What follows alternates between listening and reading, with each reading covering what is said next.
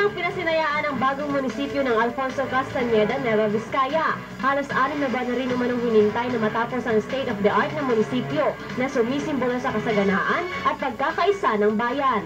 Umabot sa 69 na milyong piso ang inilaan ng pamahalaang bayan para sa pagpapatayo rito.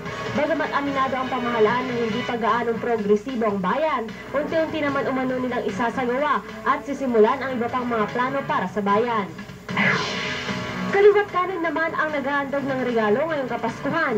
Patunay dito ang isang pamaskong handog ng isang residente ng poblasyon Ligayen, Pangasinan. 17 taon na umanong isinasagawa ni Ate Didit ang pamamahagi ng regalo.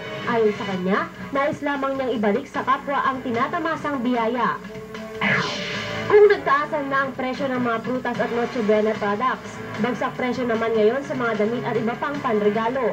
Ayon na rin sa ilang tendera, paraan umano nila ito upang agad na maibenta ang kanilang mga paninda. Perfect din umano ito para sa mga nagtitipid at sa mga nais ng mas maraming pagpipilian. Ako si John Punsoy, naghahatid ng Balitang Amyanan. Susunod, bunsod ng away laseng, lalaki sa Rosales, binaril ang kapitbahay. Tutukan sa pagbabalik ng Balitang Amyanan.